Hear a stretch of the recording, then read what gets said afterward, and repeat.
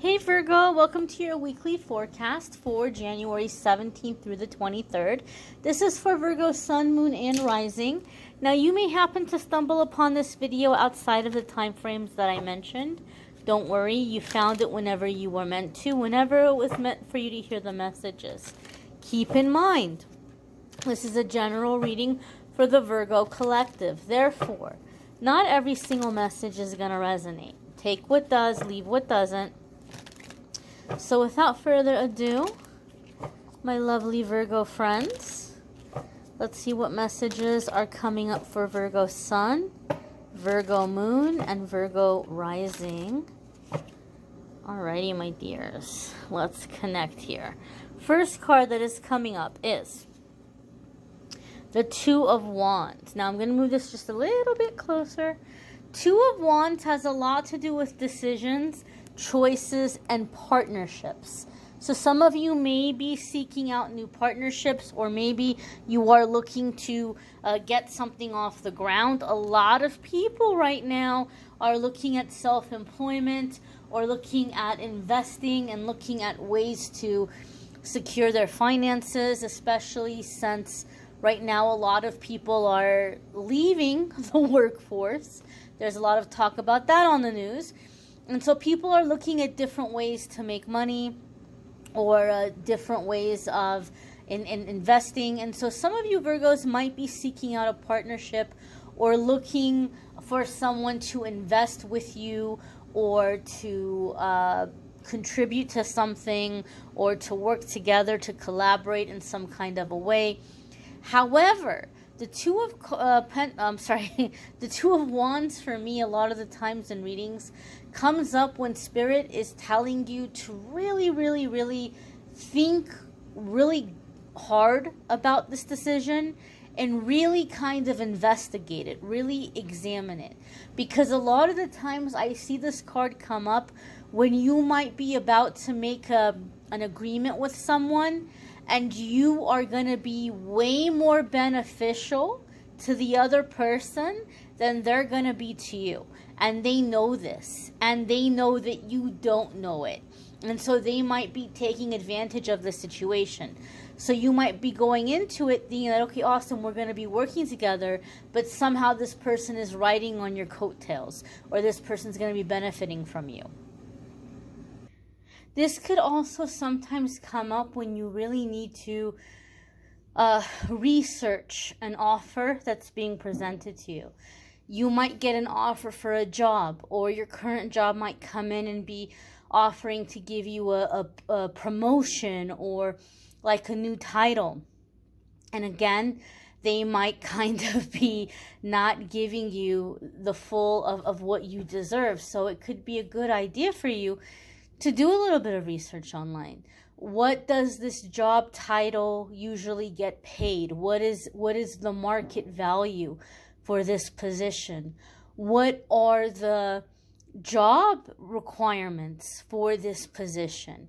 Because you might look at it and the job, they're giving you a specific title, and they're giving you all of the job requirements that are coming up with that title, but they're also having you do other stuff too, and you're like, wait a minute, this is like two positions in one. So maybe they're offering me something decent for the title, maybe the salary matches the title, but the job description they're giving me is a whole lot of extra stuff.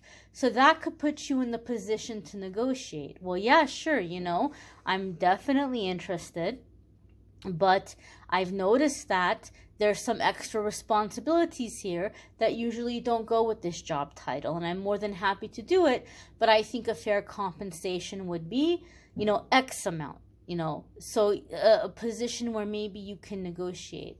Also, this comes up with expectation versus reality, right? I've given this example in the past. Somebody might say, oh, hey, look, Virgo, I know you've been unhappy at your job, and I really love this new place that I moved to. You should come check it out. You know what? Just come stay with me. You can stay with me as long as you want. I won't charge you rent. I have an extra room. you can just maybe help me out around the house. Maybe once in a while you can like babysit for me if I have to work late. And you might think, okay, wow, that sounds like a great deal. Then you go and you show up and they're having you do all kinds of things. They're like, can you paint the house? Can you fix the roof? They're coming home from late from work every single night. Maybe they're going out on a hot date after work, and there's a lot of nights they're not coming home at all. And all of a sudden you're feeling trapped in the house, like you can't leave. So it's a good idea to ask questions. Okay, how many hours would that be? Or how often, or what kinds of things would I be helping you with? Because you think maybe you're going to cook a couple of meals a week and do some vacuuming, and they have you doing all kinds of crazy stuff. So ask questions. Make sure you're on the same page. The next card that's coming up here for Virgo is the Lover's card. And this is a major arcana card. So major arcana cards are going to come up anytime that we're at a significant new chapter in our life. Okay, now I know a lot of people are used to watching tarot for love and romance, and the Lover's card is typically seen as love and relationships. This can be the case for some of you, but if you don't know, if you're new to my videos, in the weekly forecasts, I don't like to focus on love in the weekly forecasts. I want to focus on you and your journey. Some of you could be dealing with a Gemini. If you have a Gemini placement, there could be big shifts or big changes or big decisions you're having to make in those areas of your life or in those houses. Now, we're going to go a little bit deeper here with the Lover's card. When the tarot was first put together, when it was first introduced as, you know, as the tarot that we have today, the sixth major arcana card, number 6, was not called the Lovers. It was called the Choice, the Decision, or the Sacrifice. Different decks, different creators had a different title or a different name for it, because the Lover's card is really about making a choice or making a decision. Even when it comes up with love, it's like there might be more than one option. Or we might be thinking, do I want this person? Do I not want this person? Do I want someone from the past? Do I want somebody new? Do I want to stay in this relationship? Or do I want to go for somebody else? Or do I prefer to be single? So the Lover's card is really a card of choices and decisions. And it's interesting because it's coming up here with the two of Wands. So some of you maybe are considering a partnership with a Gemini. It doesn't have to be romantic. It could be business. It could be a living situation, a roommate situation. I do feel like the fact that the Lover's card is coming up is making me feel like some of you are feeling like you have to choose between obligation and responsibility versus your passion and your joy. And if this is the case, I encourage you to pray and to meditate, because things don't have to be that black and white. Okay, it doesn't have to be like you can have a life where you're responsible, but you're also happy. You don't want to have the limited belief that you have to choose between one or the other, right? That's like saying, either I can only be with the bad boy or the bad girl and have an exciting, passionate relationship, or settle down and be very miserable and very bored with a very kind of, you know, dependable, boring person. That's not the case. It doesn't have to be so extreme. It doesn't have to be so extreme. So Virgo, some of you maybe need to be cautious of that black and white thinking right now. The next card that's coming up is the Page of Pentacles. And some of you are looking at your assets, at your finances, and you're really tired of working as hard as you've been working. And you're thinking to yourself, how can I get ahead, or how can I do better? Sometimes the Page of Pentacles comes up for me for people who say, like, you've been working 2 jobs or 3 jobs, or you're working really hard and you're like, I'm having a hard time making ends meet, and maybe I need to take on another job, or maybe I need to find a job somewhere else and maybe they'll pay me more. But the Page of Pentacles for me comes up when we're starting to get smarter about money, and we're figuring out how to put our time and our energy to use in a way that's going to be more productive for us. that's going to be more beneficial for us. So what this means is that some of you maybe are really sitting down and looking at your finances right now, and you're finding ways of kind of plugging up any unnecessary financial bleeding. You might be going through your accounts and you might be discovering, oh my gosh, you know, I've got this Discovery Plus subscription, I've got this Hulu subscription, I've got this Spotify subscription, I've got this Netflix subscription, this subscription, that subscription. I'm not even using these services anymore. Right? So, and you start to go ahead and you start to cancel those things.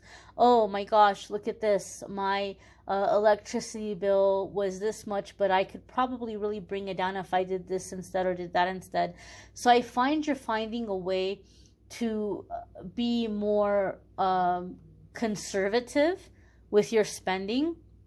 And that alone is making you feel like you've got some kind of a raise or you're making more money. That in itself is giving you more money or more wiggle room. And I feel like a lot of you are looking into figuring out things like investing, like how investing works, how 401ks work, how different kinds of investment accounts work. And you're thinking and figuring out ways to work smarter, not harder, and to make your money go further for you. So a lot of you are becoming more educated about finances and how money works, right? I feel a lot of you are also looking at like putting away for retirement, or you're like, you know what, it's going to be time for me to retire before I know it. And you're thinking of ways of having cost-effective living, right? Some of you are even looking at ways to really be frugal, and you're looking at ways of like investing in land and stuff and living off the land and growing your own food. Some of you may even be looking at things like that. I'm not a Virgo, but I have a Virgo placement, and I can tell you that's one thing personally that I feel Spirit keeps kind of nudging me about is looking into that and learning about that. Getting land, cultivating land. And so some of you Virgos might be feeling that. Maybe I've been feeling that because of my Virgo placement. But I do feel some of you are looking into that right now, or thinking about that right now. Or are ways of, doing more with what you have instead of, tearing yourself apart and, running yourself exhausted and ragged, trying to get more financially, but to do more with what you have. Again, as I said, working smarter, not harder. Your next card here, my darlings, is very lovely. It's the Ace of Cups. And the Ace of Cups can be a new home. It could be a new love.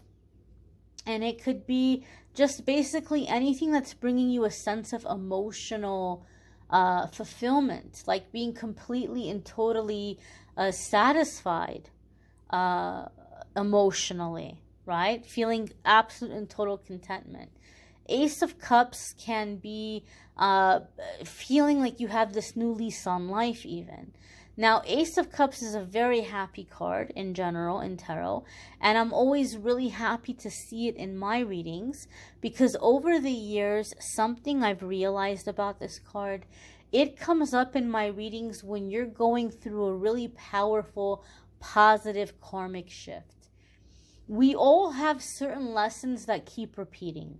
Like the same thing happens again and again. And no matter how many relationships you're in, you have the same situation happen. Or no matter how many times you change jobs, you end up in the same situation where you're breaking your back and they're paying you peanuts, right? No matter what you do, it's the same thing again and again and again. I see Ace of Cups come up when like you're waking up and you're like, I'm done with this. I know what the red flags are.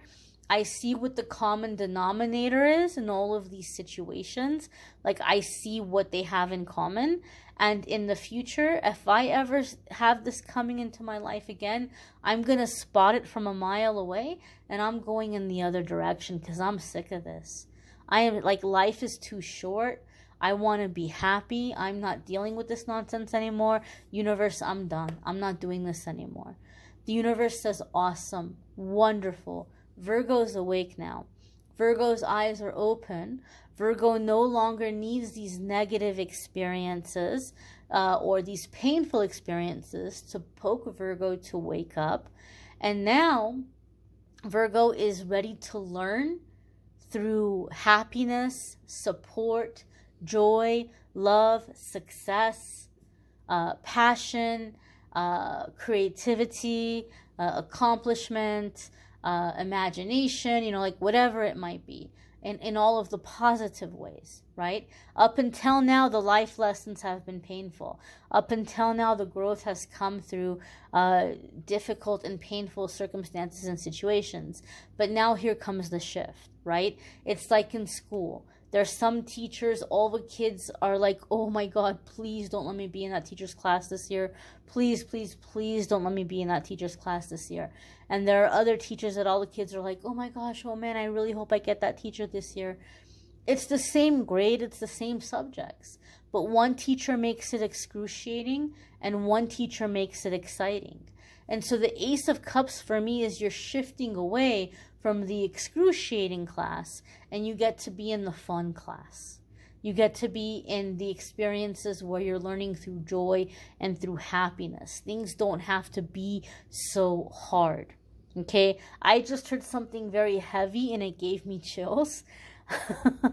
I feel some of you are breaking like past life contracts or past life agreements where you may have had these certain lifetimes in which you believed you had to suffer.